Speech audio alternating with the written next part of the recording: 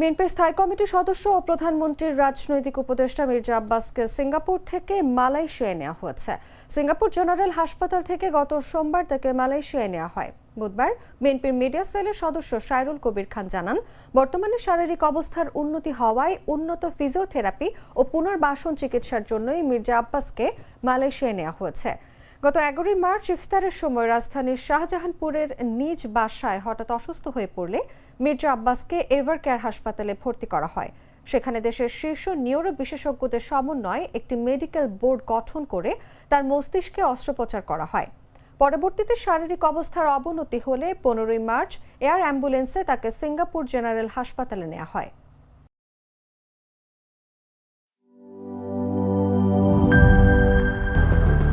বেশি সার্ভিস ও ফিচারে লেনদেনের সব বিকাশ অ্যাপে সম্ভব।